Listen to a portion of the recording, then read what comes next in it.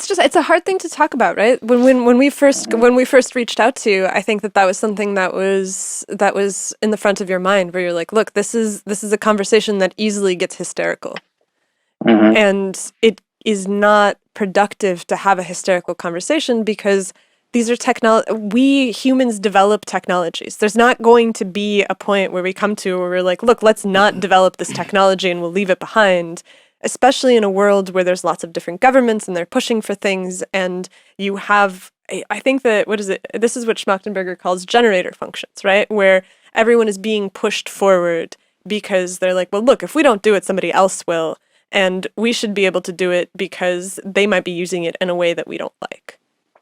And so then if we have our avenue of doing it, then at least we'll have some leverage in the situation. And I think that there's a lot of people that would prefer to see technology stop, because there's this view that it has in some ways made lives better, but in other ways made them immeasurably worse.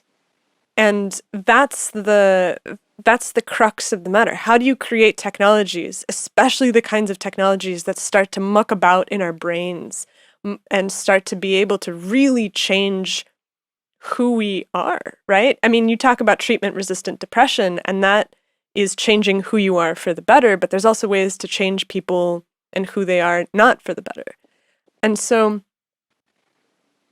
it seems like a wider technological issue, though, because it's unclear that there's any technology that doesn't radically change who you are. Like, just the ability that I actually don't own a dishwasher right now, and I really want one.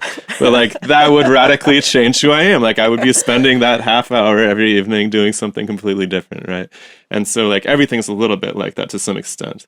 And so I wonder if it's just the science fiction vision has just gripped people more with something like this. I think that you have to get teenagers. Like Facebook's changed. I mean, like the internet has radically changed who we are as a species. I mean, all these technologies just completely level things out like never before.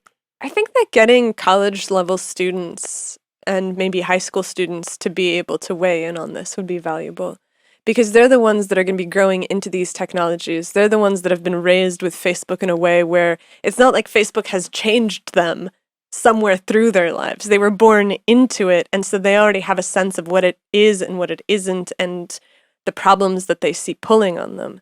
And I don't know that there's a lot of forums where people go and collect that kind of insight from people that are going to be most affected by it over the course of their lives, because when the society changes so fundamentally, like Facebook didn't go around asking college students like, hey, do you want this? It just sort of made something and gave it and engineered it to be so desirable that people don't know how to necessarily control that. And so, yeah, you have quite the challenge on your hands. Yeah, I do want to comment maybe on a couple of things. So I completely agree. I think education is a huge component, and we've been talking about this a lot. Thinking about kind of raising and training the types of engineers who are going to ask these questions when they go and work for Facebook, right? And so that's definitely something that's been on our minds.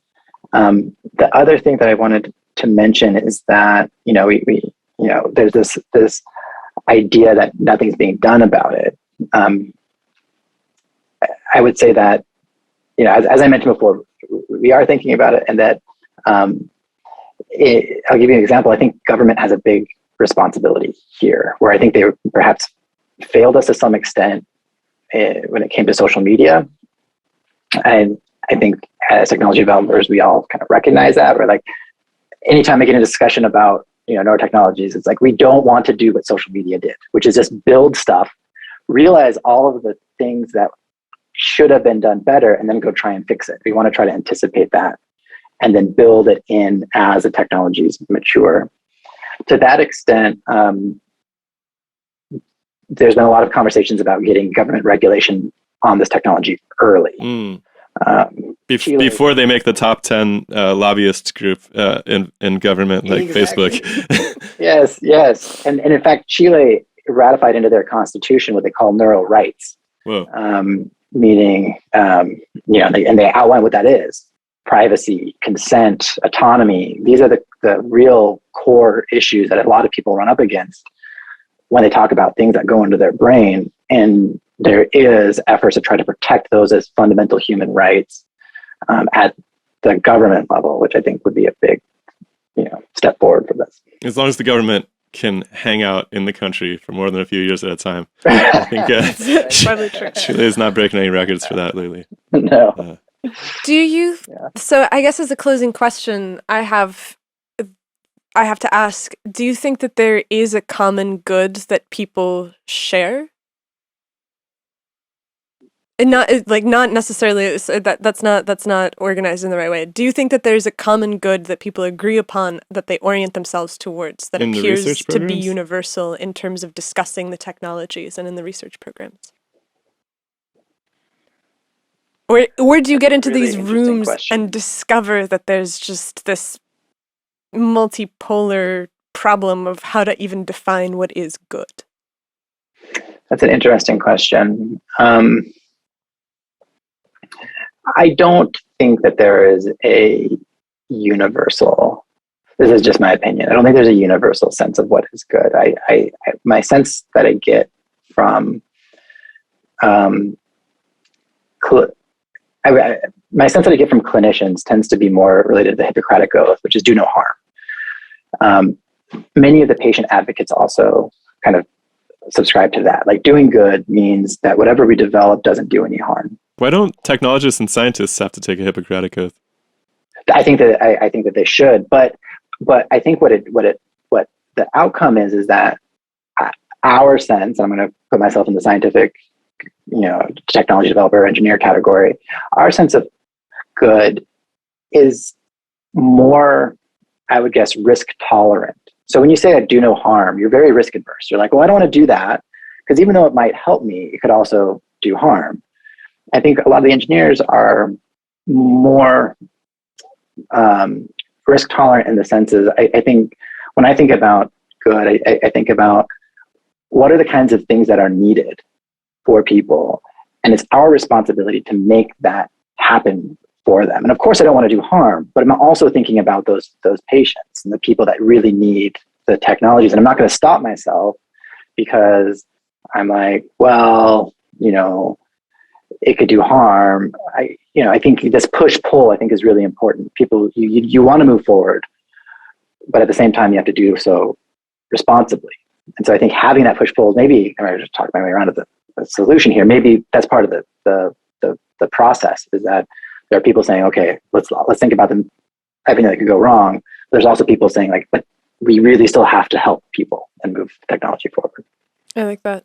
I mean, I think that that's a huge thing that humans have been dealing with since the first time that somebody was like, we can hit people with rocks, but if we make something out of metal, we can hit them harder. Yeah, and yet they're not, and yet we're sitting here in this room not hitting each other with rocks somehow. So it's kind of amazing that from like all these individual goal-seeking behaviors, we do sort of agree that it's best that we behave a certain way, and we kind of know it without having to talk about it. Which is pretty cool. So, hopefully as the technology matures, that this will also be the sort of the status quo for whatever is invented. Yeah, and I think that there's a recognition, by all of the stakeholders that we have a tremendous responsibility to get this right, and so I think we're heading into that, recognizing that there's potential. It really touches close to home, like who are we? What makes us human? When you start talking about things in the brain, we recognize how sacred that is to people. And so I think the efforts that we're making are everything to do to respect that fact. Well, that's a relief.